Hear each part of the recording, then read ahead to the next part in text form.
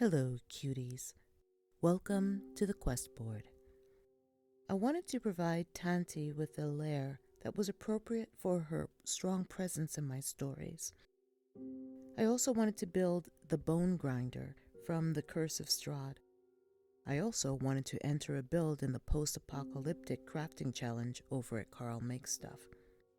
I hope you enjoy this multi-pronged attack to do everything everywhere all at once. Great movie. And see if Tanti finally meets her match.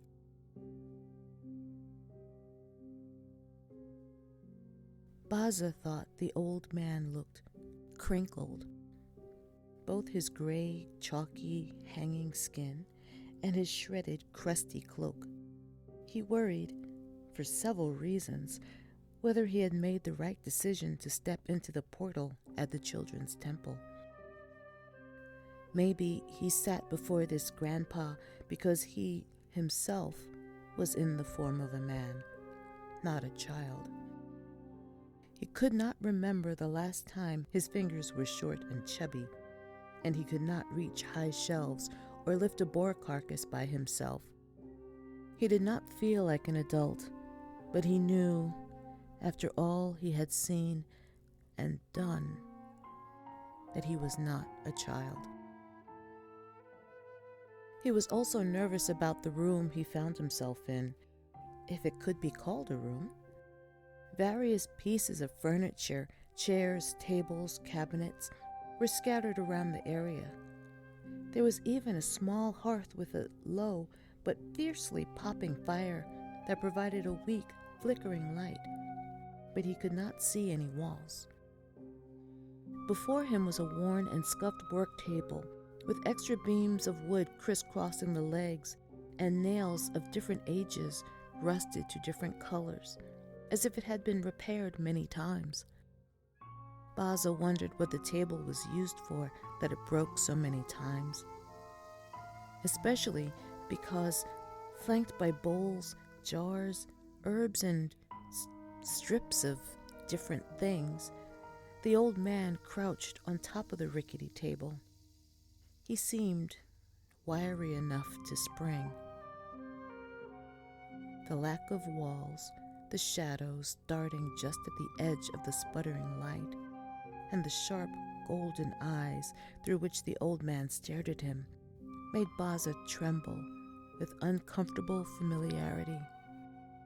But his heart skipped and sank at the first words his strange host spoke. "What do you want? And what will you give?" Baza wanted to run, but he found he could not step back. He glanced behind him and saw that the portal had receded to a small, dim, plate-sized circle near what could be the ceiling. Why did Auntie Dee give him the note that gave him back his name but led him here? As tears formed in his eyes, the fire dimmed even more, and the shifting shadows drew in toward him and his host. The old man's face widened into a cracked grin. His golden eyes glowed with a light of their own. He looked hungry and gleeful. Baza thought of being bound to serve this creepy man as he had to Tanti. More years of pretending, of hurting others, of hating his sister, himself, and the world. He could not take that. "I want it all to stop," he screamed, his tears falling fully, making hot streaks down his cheeks. "My sister traded me for food. I'm scared all the time, even when I'm strong. I do bad things that I don't want to do. And Auntie Dredgemuk is dead. I just want it to be over." The shadows paused, as if losing a connection or direction, and swirled as if kept at bay. The old man's eyes glowed greenish yellow, similar to the color that Auntie D used to glow when Baza was scared. The eyes darted over every part of him until it fell to his vest pocket. Staring intently at that point, the man repeated, "What will you give?" Baza felt the release of one arm. He patted at the area the man stared at and felt the small coral box that Auntie D had given him. He reached in and pulled it out and held it out to the man. His hand felt a freezing cold as a shadowy fog wrapped about it and the box disappeared. Although his eyes now looked at Baza's face, their focus was distant, as if his attention was somewhere else. After a few moments, he croaked, "The guardian of the children's temple." The fire roared to life, and Baza thought he heard a distant shriek as the shadows disintegrated like greasy black paper tossed into a furnace. The whole room flared, making Baza cover his eyes with both hands. He could move again. When he was able to look at his surroundings, he saw the room was now made of stone and had a low, rounded ceiling. It was a tomb. And the table the old man had crouched on was now a marble coffin. A big word came to Baza's mind: sarcophagus. There was a marble statue lying on top of it. It was of a dwarf, but he looked strong and healthy, not twisted and hungry like the scary old man. Part of the statue was a hammer, its shaft taller than its head and wider than the dwarven figure. As he stared at the statue, Baza realized that he no longer saw the shriveled old man. The room was just a bit larger than the sarcophagus, so by walking around it, Baza had explored the entire area. There was no door and no windows, but luckily his body let him see in the dark. He had no idea where the old man went. Baza had worried whether he would be forced to work for the man or be eaten by him. Now he worried that he would die, sealed in this tomb with this useless guardian. "Guardian of the children's temple," he sighed and laid a hand on the shoulder of the statue. "If that is who you are, please help me." Baza heard a rumbling and scraping sound before he felt the statue move. He jumped away as the figure sat up slowly, as if wakening from sleep. Yes, young one," it growled softly. "You told me what you want, and you gave me my freedom. The bargain is struck, and it is my pleasure to abide." Baza looked closely at the man and pointed at him in confusion. "Yes, I am the guardian. I am the wizened ghoul you found when you got here." He swung his legs over the side and slid down until his feet touched the floor, and he could stand. He did all of this while holding the giant hammer. "My story is long and sad. What is relevant now is that you," he poked Baza in the stomach quickly and playfully, "you and that strangely warm hag, Dredgemuk, have now brought it to an end. She sent you here to free me, and by the looks of things," he squinted at Baza, and his eyes glinted like polished black stone with their own light. "She sent you here to free yourself from however you got into that form." "Tanti B," Baza said weakly. "Can you free me?" He fell to his knees on the hard-packed earth of the chamber. "Can you end this?" The living statue of the heroic dwarf now hovered over him. "Bonegrinder," he spat the word through his smooth, polished lips. He looked down and placed a hand on Baz's head. In form and in age, you are no longer a child. But we can avenge the child you were. You know your name. Now, learn another. As it had appeared that Misa and her friends, the cursed crew, were responsible for resuming the current and for the gifts of food from the denizens of the sea, both of which saved the lives of all hands, the captain was amenable to making a slight detour and docking at a small port that Misa, First Mate Misa, had requested. They would have some time, as the ship needed massive repairs, restocking, and hiring before it could sail.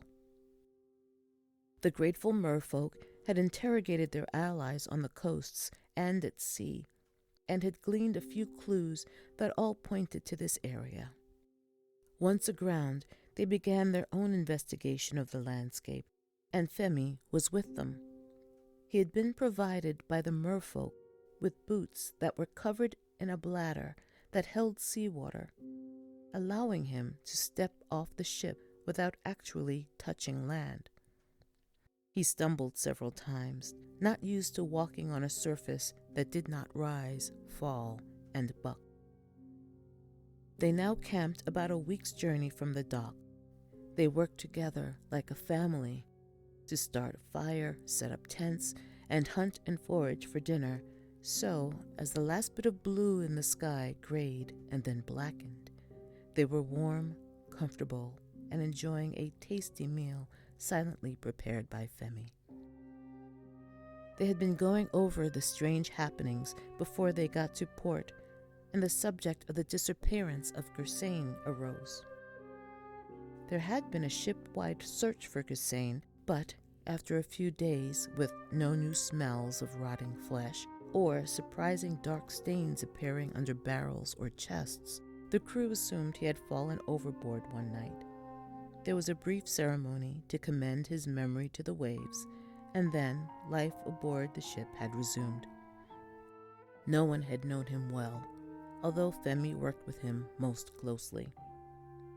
I don't think he fell, because his pack disappeared as well. Strange, said Misa.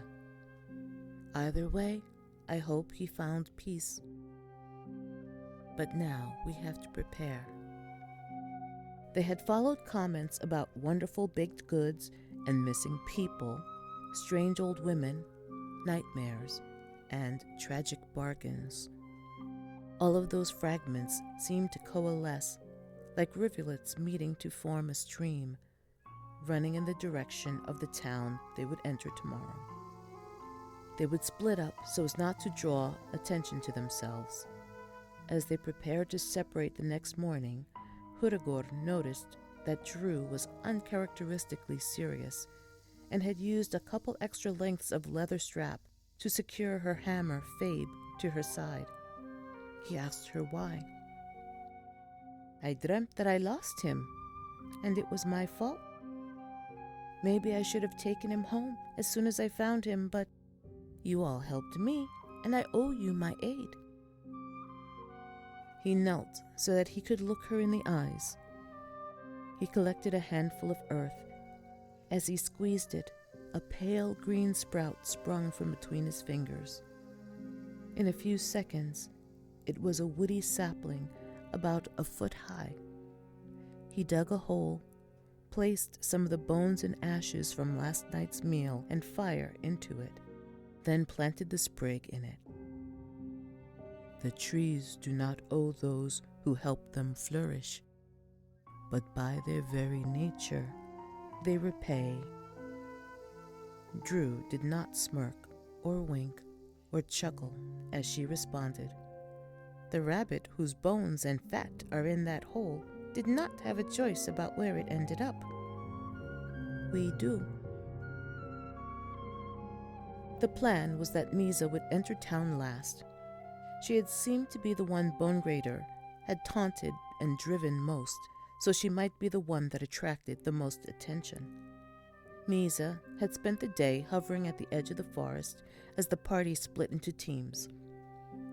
Huragor and Drugared would look for medicines and listen for stories of nightmares and missing people. Tranquila, Wertnab, and Femi would check for spices and baked goods with strange effects.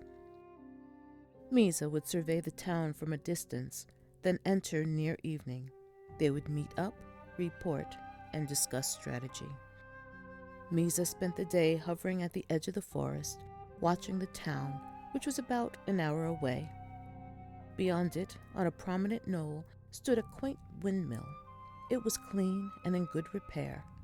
The reliable airstream turned the sails in a rhythm that seemed as constant as a metronome. It was lulling, and Misa had to turn away every once in a while to avoid nodding off. The town was tiny. She could make out some general motion, but nothing specific.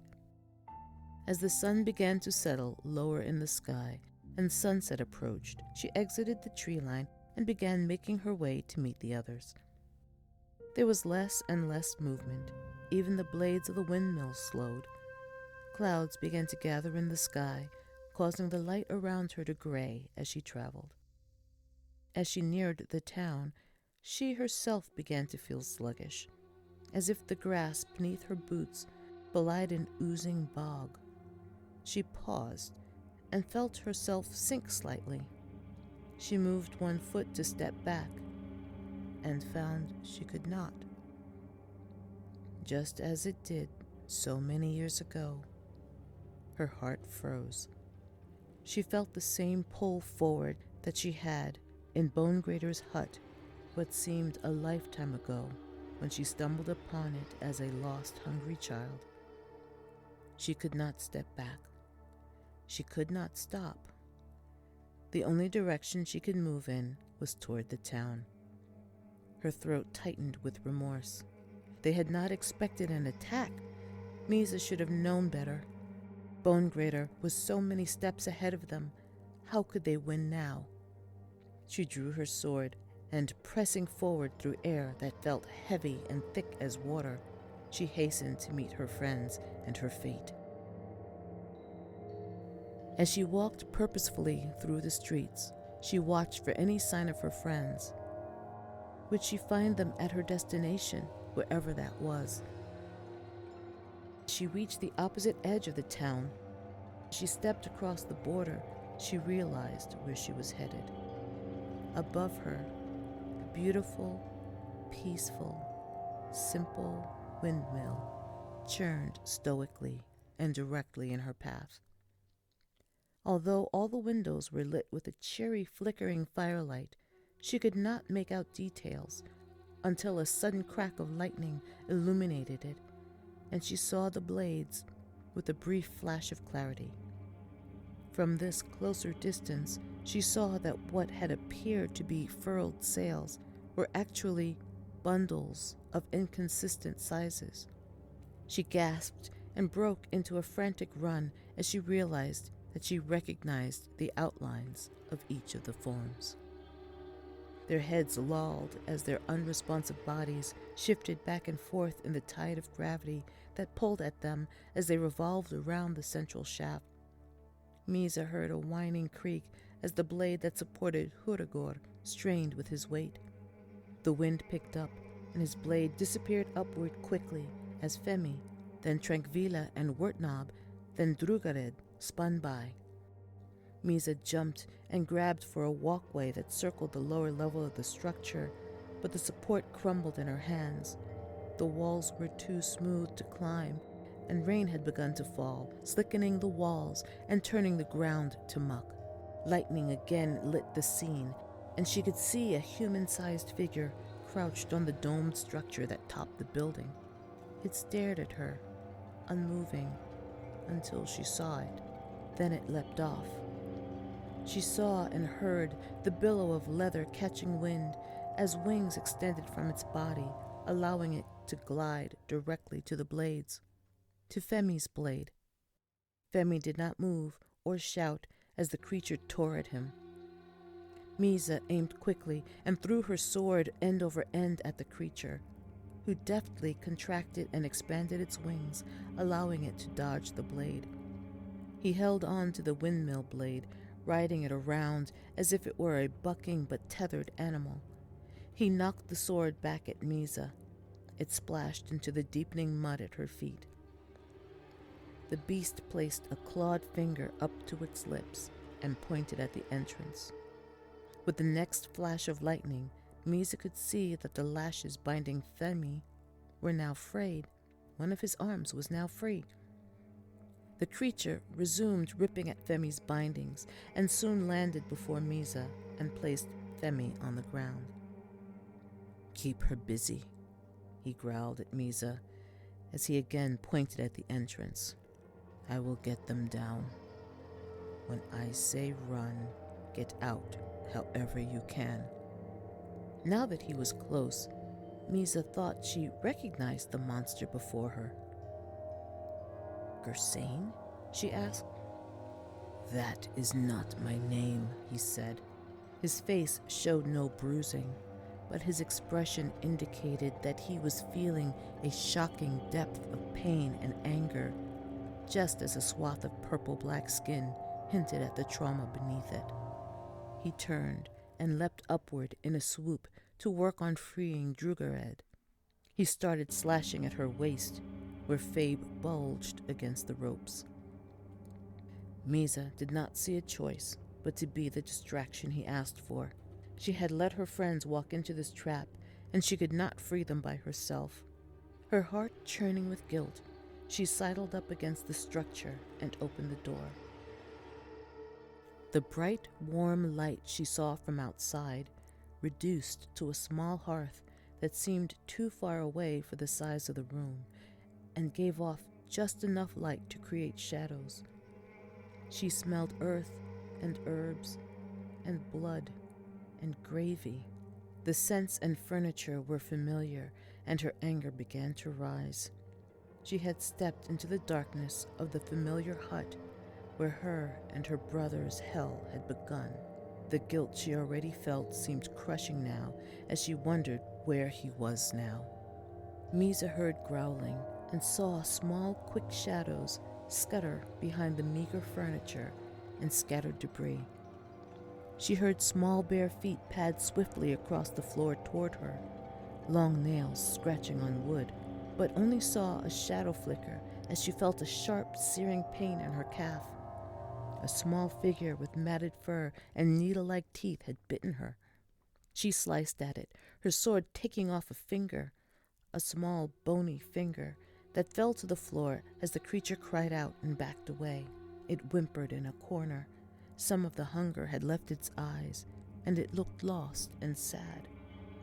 "Sister!" The worried cry stunned her.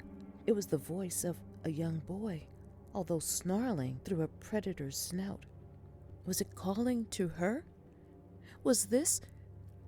The other beast sped from under a table and crouched between her and the wounded one. "Dundee!" it howled. "Well," came that raspy, calm voice. "That was certainly disappointing." In a blur of motion, two huge clawed hands reached from the darkness toward the young half-human beasts and snatched them up a flight of stairs that had been obscured by the shadows. The two forms disappeared, howling. "It is so hard to get good helpers." The blue-gray eyes appeared, opening lazily as if awakening from a satisfying nap. They seemed spaced too widely and appeared to be floating toward her. Misa gripped her sword tighter. "You should think before you act. That is how you got your brother into the situation he is in now." The glowing orbs moved closer together as the darkness gathered in upon itself as if imploding. Within a few moments, an elderly woman with strangely jet-black hair flowed languidly out of the swirling shadow.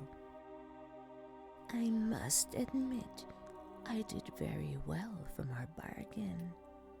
Your brother has been very helpful to me. She paused, and her eyes flared for just a moment.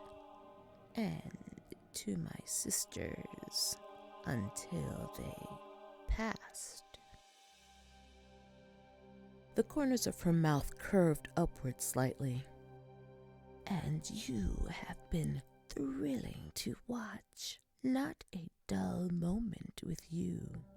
She bowed slightly. Thank you for the entertainment. She seemed to glide across the floorboards on a cushion of swirling shadow. You seem to think we have new business to discuss. As she reached the dining table, 2 chairs pulled themselves out. She sat on one and gestured toward the other, with a violet-gray hand with long black fingernails. A wide, toothy smile cracked across her face, as if the leathery wrinkles had exploded open. What do you want? And what will you give? Misa did not know she could make the sound that erupted out of her. It was a mourning wail, a raging war cry, and an exultant cheer that voiced years of torment, hers, her friends, and her brother's. Bonegrinder's smile did not waver as Misa flew forward at her, drawing her sword back for an expert blow. Just as she brought the arc of her weapon forward, a large figure leapt onto the table between her and her enemy and spread its leathery wings wide. She pivoted clumsily to avoid slicing him. "Gersane!" she shouted. "What the hell?" "That is not my name," he growled coldly. Bonegrinder's laugh started as a low chuckle and rose to a mirthful cackle as the two stared at each other.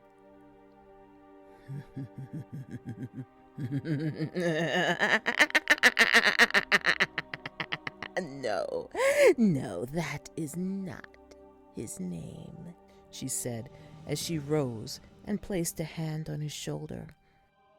He looked at her, smiled, and handed her something. It was a small warhammer.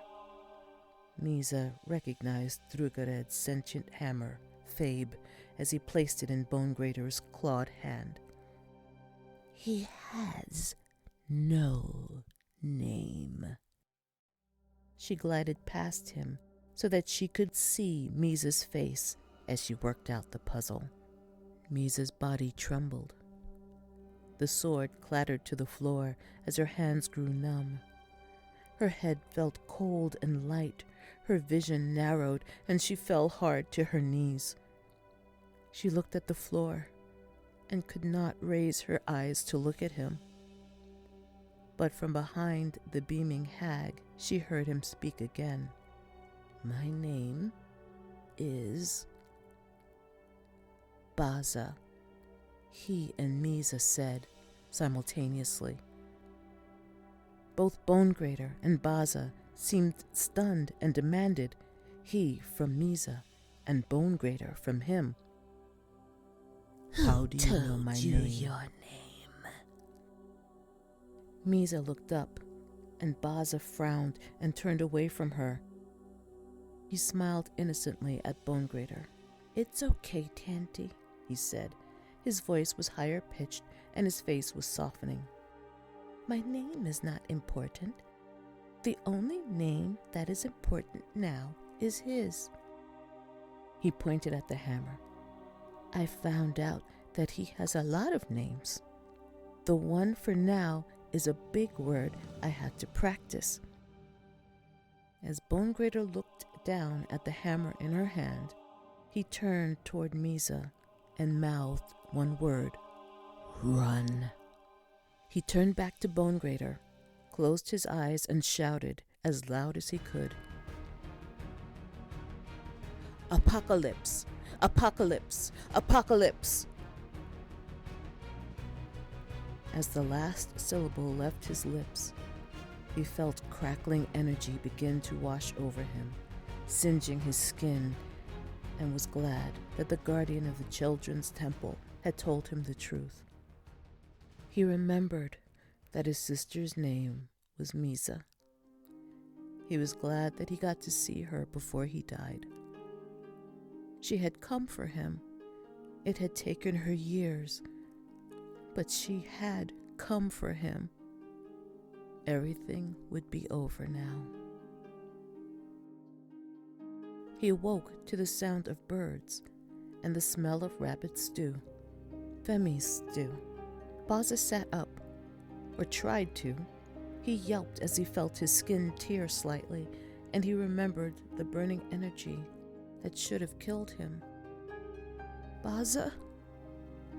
The woman he now knew was his sister, Misa, looked tired and afraid. She was holding his hand and had been lying on a bedroll beside his. "You used to tell me I shouldn't take extra helpings," he said. "I'm so sorry. I was trying to make sure she wouldn't." No, I was just going to say, you look like you could use a couple extra meals." He smiled. Misa cried and kissed his hand over and over. They talked a little. Baza rested a lot. They had all the time in the world now. When they returned to the ship, everyone welcomed Gersain back from the dead, but Drugared did not join them. "I completed my quest, and I failed it." She did not have the heart to continue with the cursed crew. But now they had a new member who had first-hand knowledge of many of their stories and could help them navigate as they freed their loved ones and comrades, one by one.